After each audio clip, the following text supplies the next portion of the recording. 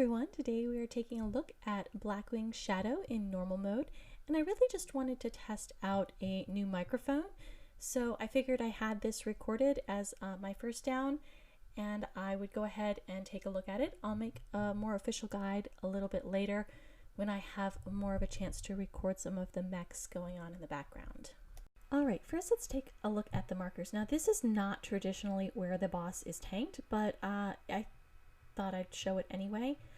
Here we had the boss facing sideways at the green square. This avoided tail swipe and gave more room for mechanics across the whole board. The whole wraith stood at the orange moon, which is just on the other side of the boss. And then there are 5 markers for these puddle-like things that drop, and then orbs. I'll show you that mechanic.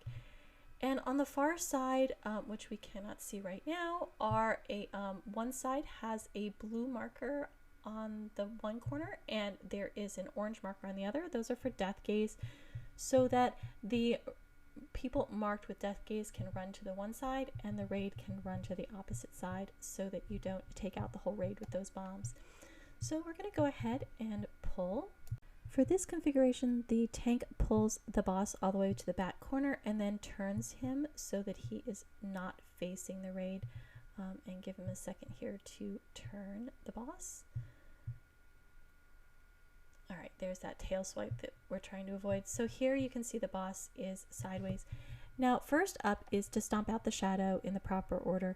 Now that's the, right here you'll see the mechanic people who are furthest from the raid, the 5 people furthest from the raid, will get these orange circles around them, and then they have to step forward to drop the orbs.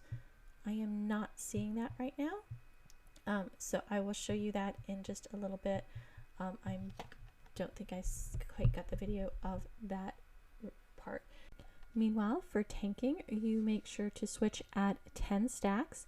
Now for this boss, the tanks could have 3 of them. I think that for this particular one we had 3, but we just switched off between the 2, and so you could probably get away with 2 tanks on this boss.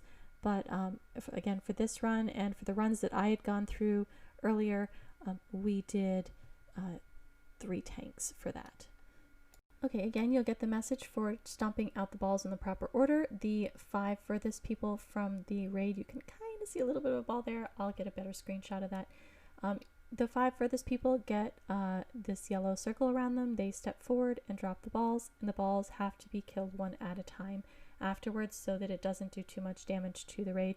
So usually one person is designated to kill the balls after that.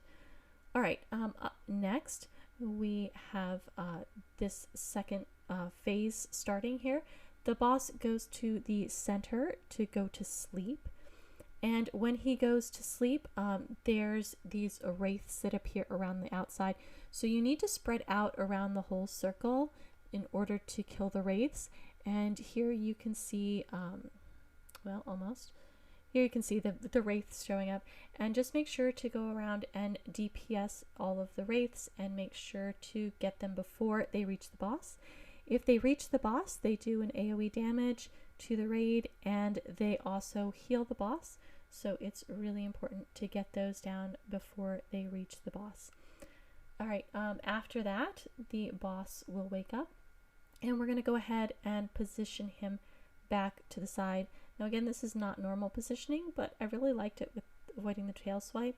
I will do a more traditional video of where the boss is placed and everything when I get a chance to run this again. Alright, so here we're just going to move the boss. Up next is Death Gaze.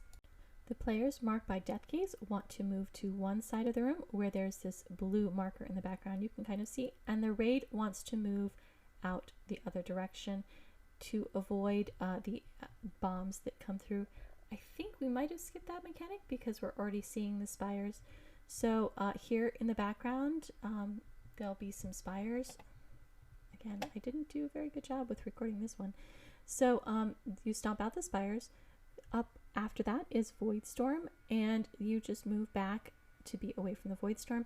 As a tank, I found it not too difficult to handle the Void Storm, so I think that we might be able to stay in the middle, but I didn't want to try it out and end up dying. So we still moved out to avoid that void storm.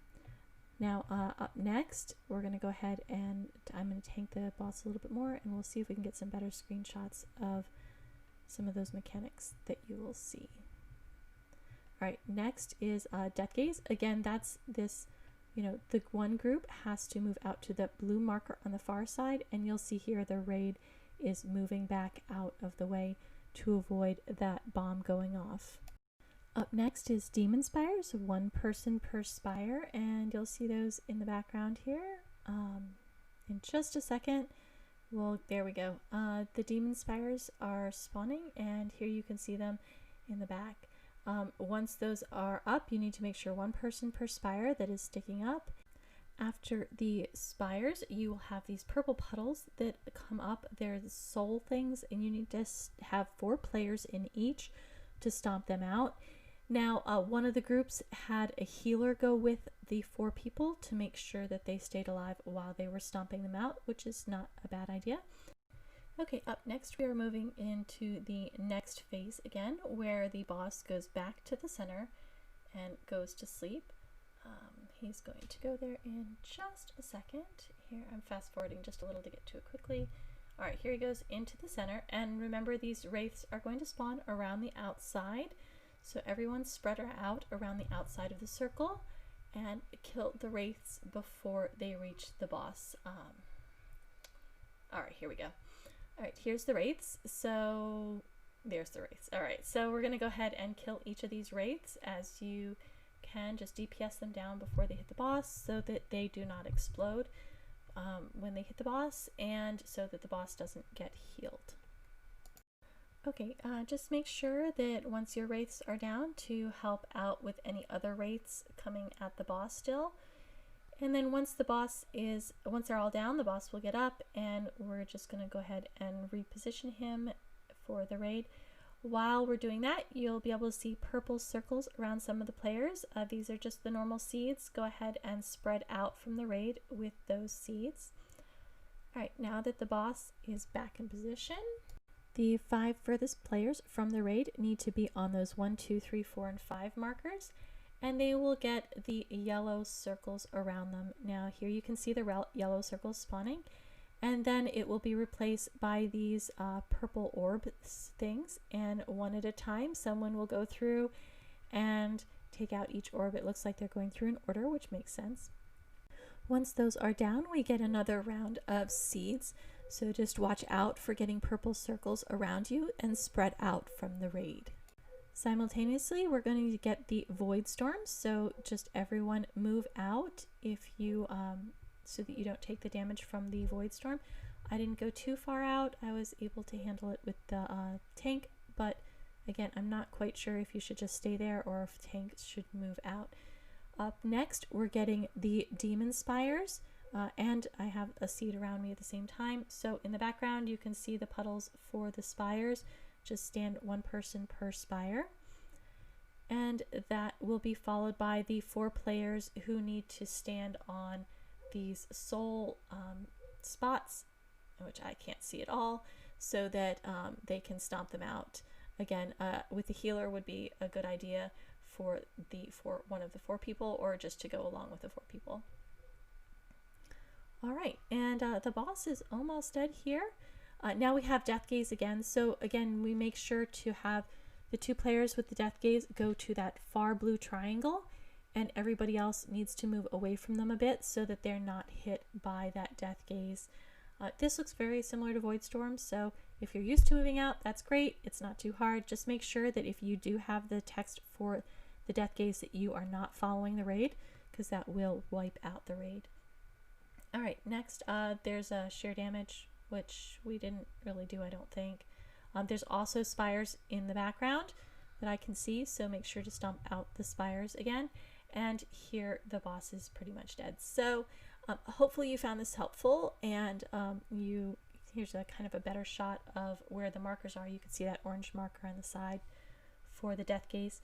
But hopefully you found this helpful. I am going to try and do another video on it, put a little bit more detail, hopefully some better screenshots, because goodness knows I can't see much with the boss right in my face. But hopefully you have found this helpful, and thank you for watching.